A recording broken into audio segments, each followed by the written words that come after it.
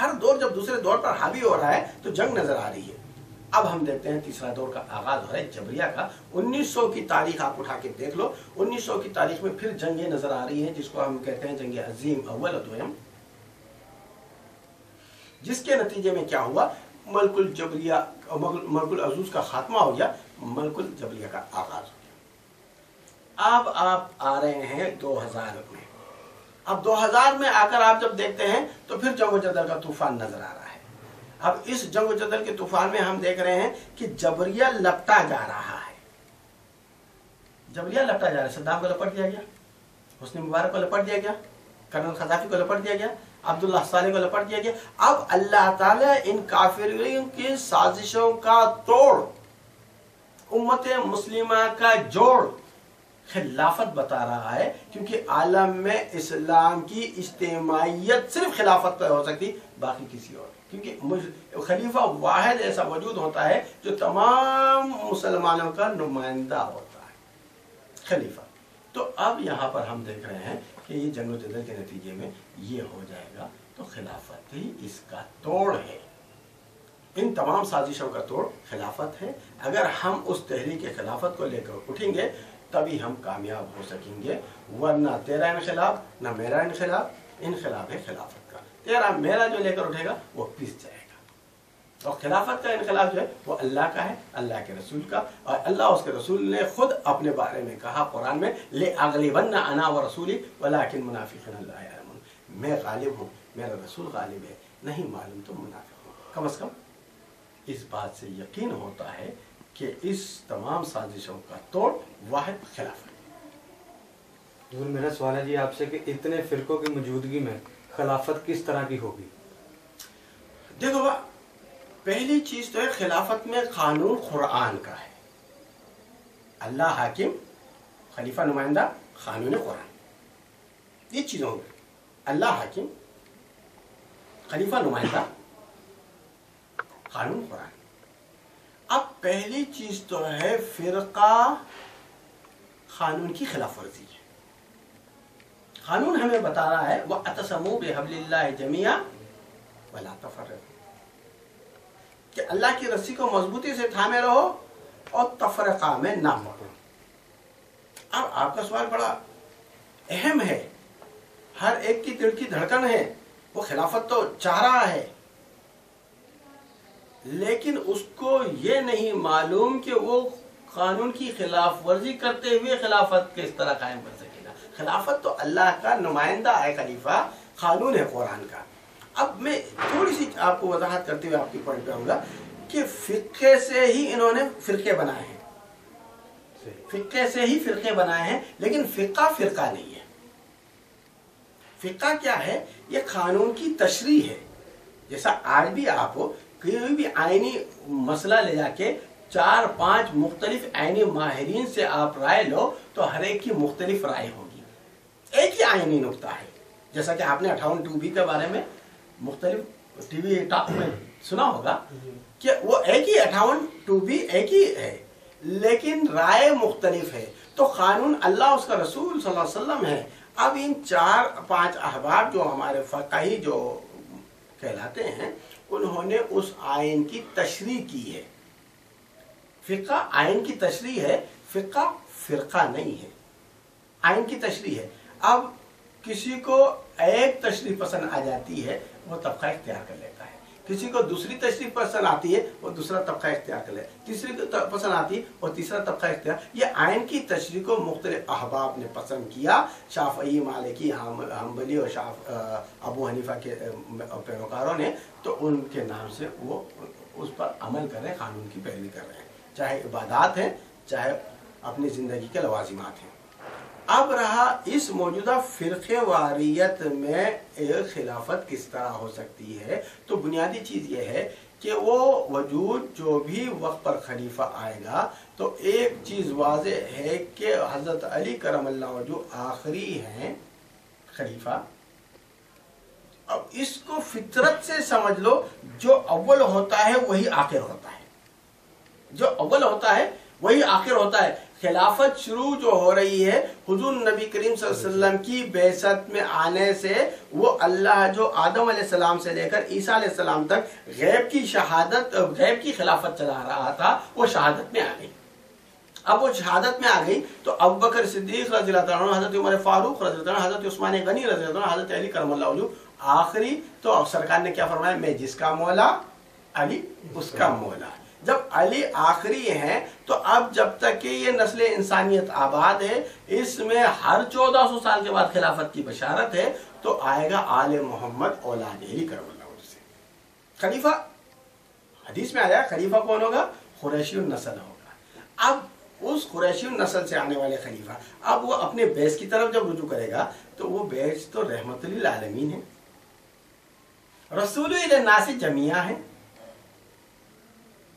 سرکار مسلمانوں کے نبی تو نہیں ہے نا، اب تو نسل انسانیت کے نبی ہیں، مسلمانوں نے تسلیم کیا، تو وہ خلیفہ تمام فرقوں کی ربوبیت کرے گا، وہ کسی ایک کی تائید میں نہیں ہوگا، نہ کسی فرقے سے ہوگا، بلکہ وہ سب کی اپنی اپنی جگہ ربوبیت کرے گا، کیونکہ وہ فرقے مٹ جائیں گے، فقہ کی پابندی چلے گی، نام فرقہ مٹ جائے گا، کیونکہ واحد نمائندہ تنظیم جو ہوتی ہے وہ خلافت ہوتی ہے، کیونکہ وہاں حزب اللہ اور حزب شیطان کی بات آتی ہے۔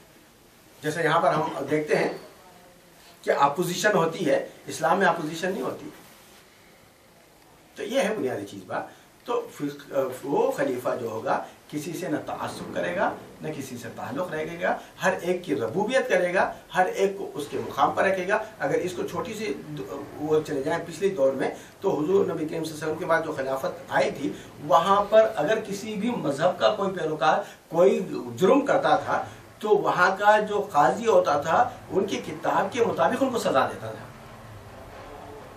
تاریخ ہے اس بات۔ تو اسی طرح اسلامی نظام کا خلافت پہ قیام ہوگا، اور کسی بھی مسلک کے فرد کا کوئی مسئلہ آیا تو اس کا فیصلہ اس کے مسلک کی کتاب کے مطابق کیا جائے گا، تاکہ یہ فروعی اختلافات ختم ہو جائیں۔ یہ میرا سوال آپ سے شاہد کہ ان حالات میں جب کافر طاقتیں مسلمانوں پر ٹوٹ پڑی ہیں اور پاکستان کو مٹانے کے لیے انہوں نے ٹھان لی ہے، تو اس وقت پاکستان کو اور پاکستان کے مسلمانوں کو کیا کرنا چاہیے؟ بنیادی چیز تو یہ دیکھنا چاہیے پاکستان ہے کیا۔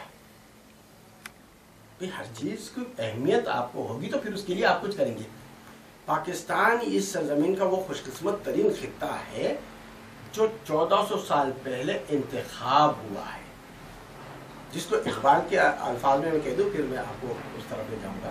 اقبال کہتے ہیں فطرت کے مقاصد کی کرتا ہے نگہبانی، یا بندہ صحرائی یا مرد کوہستانی، صحرا کے 14 سال پہلے اسلام کی خدمت کریں۔ اب یہ خطہ کا انتخاب ہے جو اسلام کی خدمت کرے گا۔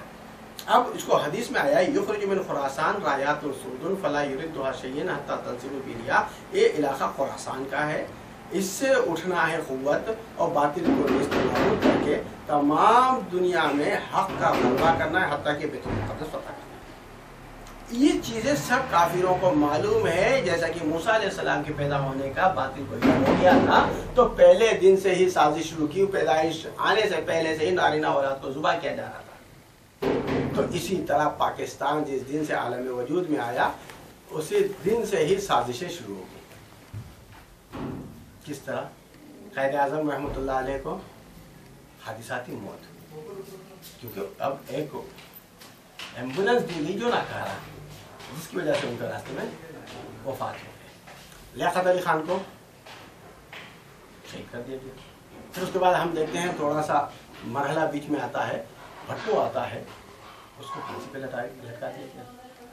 پھر اس کے بعد ضیاء الحق آتا ہے جو ایک روس کے خلاف سینہ سپرد ہو جاتا ہے، اس کو تمام اپنے ساتھیوں کے ساتھ ہوا میں بلاسٹ کر دیا گیا، شہید کر دیا گیا۔ پھر ہم نے دیکھا نواز شریف صاحب نے ایٹمی دھماکہ کیا، پاکستان کو ایک تسخیر قوت عطا کی، اپنی صلاحیتیں لگائی، اس میں اس باطل کے خلاف کھڑے ہو کر اقدام کیا، اعلان کیا، اور ان کو جلا وطن کر دیا گیا۔ ہر لحاظ سے आपका ज़री मुल्क होने के बावजूद आप ज़राअत में खुद कफील नहीं, आपका इतना बड़ा दुनिया का बड़ा नहरी निज़ाम होने के बावजूद आप बिजली में खुद कफील नहीं, आपके पास खुद गैस मौजूद होने की वजह से बावजूद आप गैस में वो नहीं। ये साजिशें हैं तमाम इसको मिटाने के लिए। लेकिन हकीकत की तरफ अगर जाएं तो इस पाकिस्तान की तहरीक का आगाज़ हुजूर नबी करीम सल्लल्लाहु अलैहि वसल्लम ने खुद बनफ्स नफीस रखा है। जब आपने अपनी अजमत का सबूत दिया,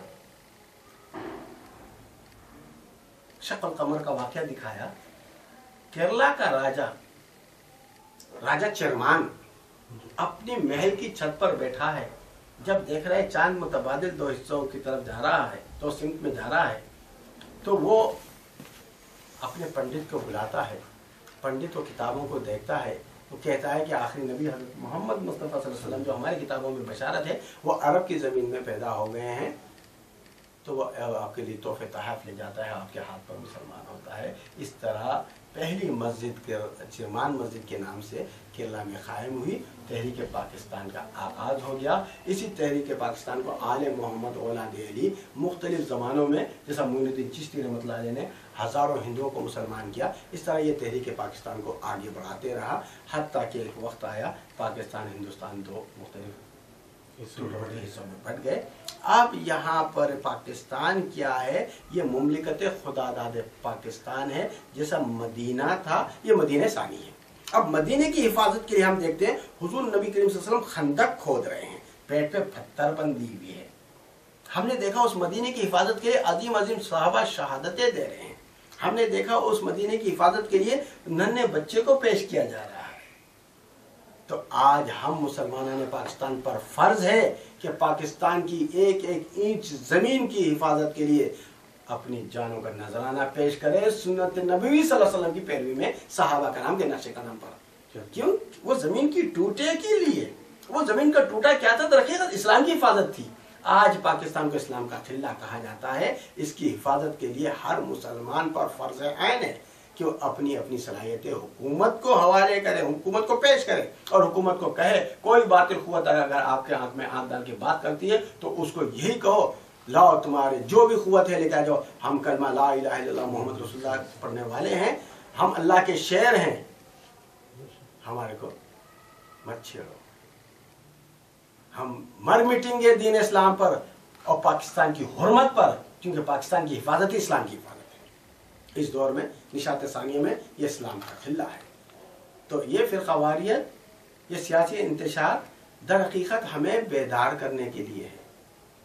जैसा कि आप देखते हैं शहरों के पास जब सामने शिकार नहीं होता तो आपस में पंजे मारते हैं, जब सामने शिकार आ जाता है दौड़ते हैं कि नहर में सीधा। तो आज मुसलमानों के सामने शिकार नहीं है, अगर हुकूमत उनको शिकार दिखा दे तो एक ही दम में टूटेंगे, काम हो जाएगा।